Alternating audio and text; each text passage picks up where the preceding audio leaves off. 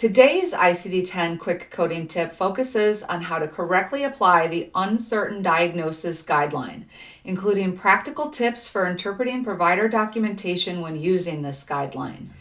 My name is Claire and I'm an inpatient coding auditor and educator. In my quick tips and tricks videos, you'll discover valuable insights to help sharpen your medical coding skills and code with confidence. If that sounds like something that would be helpful to you, please consider hitting that subscribe button so that you can be notified whenever I release new content. An uncertain diagnosis is when a provider can't definitively confirm a condition, but suspects it based on the clinical information available. An uncertain diagnosis does not mean the diagnosis is unsupported. It reflects the provider's best clinical judgment based on the information available at that time. Common terms providers may use to indicate diagnostic uncertainty include possible, probable, suspected, likely, questionable, still to be ruled out, working diagnosis, consistent with, indicative of, suggestive of, comparable with, appears to be, or concern for. When coding inpatient encounters, there is a specific guideline that addresses diagnoses that are documented using terms of uncertainty. The guideline states if the diagnosis documented at the time of discharge is qualified as probable, suspected, likely, questionable, possible, or still to be ruled out, compatible with, consistent with, or other similar terms indicating uncertainty, code the condition as if it existed or was established.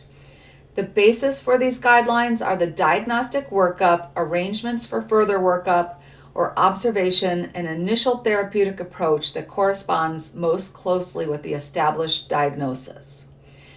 This means that if a condition is still suspected at the time of discharge and meets the criteria for a reportable secondary diagnosis, it can be coded as if it had been confirmed.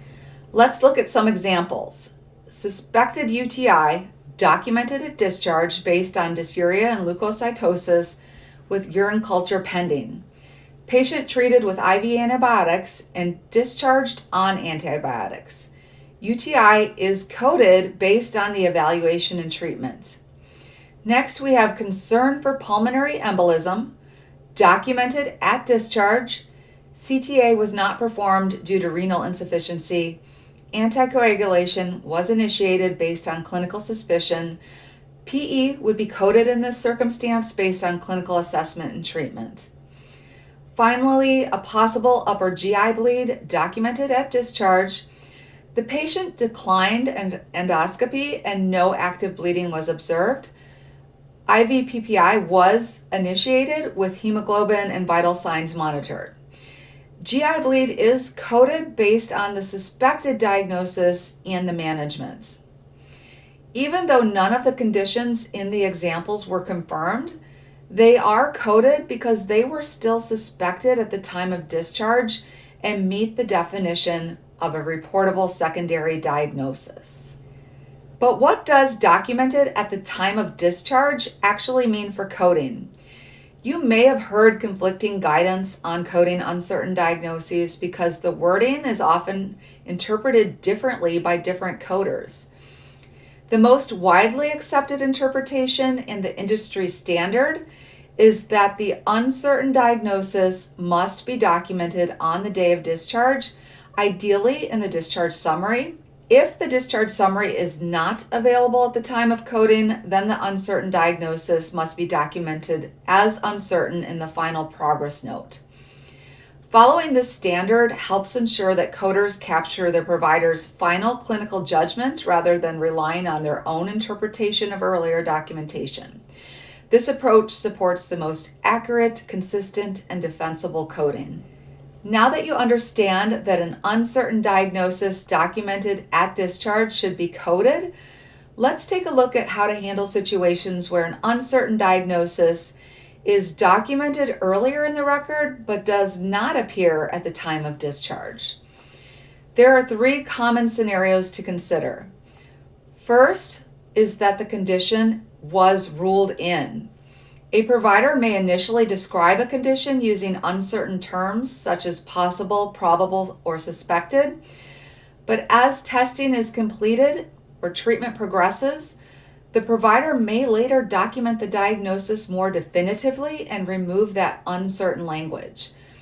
When this occurs and the condition meets the definition of a reportable diagnosis, it may be coded even if it's not specifically documented in the discharge summary, because the condition was definitively ruled in and confirmed. Second, the condition was ruled out. So if follow-up testing is negative and the documentation clearly supports that the condition was ruled out, it should not be coded. Third would be the clinical status is unclear. So if the documentation does not clearly show whether the condition was ruled in or ruled out, a provider query is appropriate to clarify the final clinical status of that condition. Now let's look at some examples to see how to apply this decision-making process to real-world documentation scenarios. The first example focuses on a scenario in which an uncertain diagnosis is documented in the discharge summary narrative, but does not appear in the discharge diagnosis list. According to the ED admission note, the patient presented with sudden onset left-sided weakness and slurred speech lasting approximately 30 minutes, which resolved prior to arrival. The patient's past medical history includes hypertension and diabetes. A CT of the head showed no acute findings, and the patient was admitted for stroke evaluation. Progress notes indicate that neurology was consulted. The differential diagnosis included TIA versus CVA. An MRI of the brain ultimately showed no acute infarct, and a CTA of the head and neck revealed no large vessel occlusion or significant stenosis. The working diagnosis was, at this point, suspected TIA. The patient was started on aspirin and high-intensity statin, and there was no recurrence of neurological symptoms during the hospitalization. In the discharge summary, the final diagnosis list includes transient neurological symptoms, hypertension, and type 2 diabetes. TIA is not specifically mentioned in the discharge list. However, the hospital course documents the following. Hospital course notable for suspected TIA versus CVA given transient focal neurological deficits. MRI of the brain was negative for acute ischemia, possible TIA. Patient discharged in stable condition on antiplatelet therapy with neurology follow-up recommended. In this example, reporting the TIA is appropriate. The CVA was ruled out per the MRI, and the suspected diagnosis at discharge is the possible TIA. The guideline does not require that a possible diagnosis be included in the final discharge diagnosis list.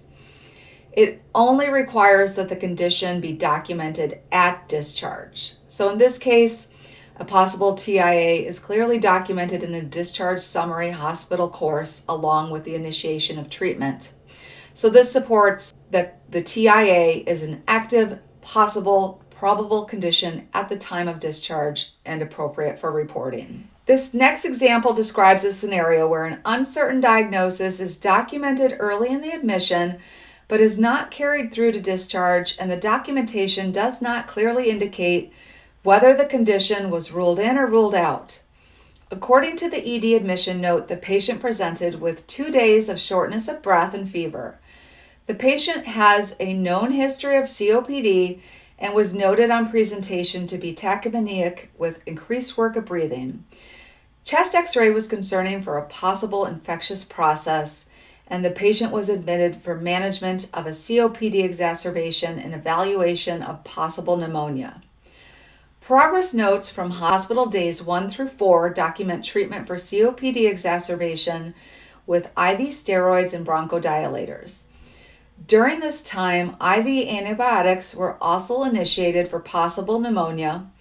On hospital day 5, Progress note documentation continues to reference COPD exacerbation, but no longer mentions the possible pneumonia, but does note that the patient completed a course of IV antibiotics. In the discharge summary, the final diagnosis list includes only COPD exacerbation. The hospital course outlines treatment with systemic steroids, bronchodilator therapy, and supportive care with noted clinical improvement. However, the discharge summary does not indicate whether pneumonia was ruled out or remains a consideration. The absence of pneumonia from the discharge summary alone does not clearly establish its final status. Antibiotic treatment during the hospitalization is consistent with management of possible pneumonia, and the record does not explain why documentation of pneumonia stopped. Because only the provider can determine whether pneumonia was present or ruled out or remained suspected at discharge, a physician query is appropriate to clarify the final status of the pneumonia diagnosis. This last example addresses a scenario where a condition is initially documented as possible, but then is ruled out and dropped from the documentation and not mentioned at discharge. In this case, the patient presented to the emergency department with dysuria, urinary frequency, and dizziness. Vital signs showed mild tachycardia, and the exam and labs were consistent with dehydration. A possible UTI was noted, a urine culture was obtained, and the patient was started on IV fluids and antibiotics. On hospital day 1, the assessment continued to document dehydration and possible UTI, with antibiotics being continued while awaiting the urine culture results. By hospital day 2, the patient was afebrile, urinary symptoms were improving, and volume status had improved with IV fluids. The provider documented that the urine culture showed no growth to date. By hospital day 3, the provider noted the urine culture had finalized as negative, urinary symptoms had resolved, the assessment documented that dehydration was resolved, and antibiotics were discontinued. There were no ongoing infectious concerns, and the provider stopped documenting UTI. In the discharge summary, the final diagnosis included dehydration and dysuria. UTI was not listed, and the hospital course notes improvement in symptoms, a negative urine culture, and discontinuation of antibiotics. In this example, the condition should not be reported, although a possible urinary tract infection was documented early in the admission, and the provider did not explicitly state that the UTI was ruled out. The overall clinical documentation clearly supports that conclusion. We had a negative culture result. We had discontinuation of antibiotics and resolution of symptoms with the absence of UTI in the discharge summary, which would all indicate that the condition was ultimately ruled out. In situations like this, when the provider documentation clearly demonstrates that the condition was ruled out, coders should not code the condition. No query is necessary. Finally, it's important to understand that certain conditions are specifically excluded from the Inpatient Uncertain Diagnosis Guideline. These conditions should not be coded when documented using terms of uncertainty such as suspected, possible, or probable, and may only be coded when the provider confirms the diagnosis. Keep in mind that confirmation means that the provider has definitively diagnosed the condition. Laboratory confirmation is not required. The provider's diagnostic statement that the condition exists is enough. So I'm going to briefly review the conditions that require definitive documentation in order to be coded. Be sure to refer to the individual guidelines for each condition for additional specific coding direction. First, we have HIV. Only confirmed HIV infection or illness may be coded. Do not code suspected, possible, or probable HIV. Instead, code documented signs or symptoms or abnormal findings or exposure or contact as appropriate. Next, Zika virus. Only confirmed Zika virus may be coded. Do not code suspected, possible, or probable Zika virus. Instead, code signs and symptoms like fever, rash, or joint pain. You can also code exposure or contact as appropriate. Next is COVID-19. Only confirmed COVID-19 may be coded. Do not code suspected, possible, or probable COVID-19. Instead, code signs and symptoms. Finally, influenza due to certain identified influenza viruses in categories J09 and J10. Only confirmed influenza from categories J09 and J10 may be coded. Do not code suspected, possible, or probable influenza in these categories.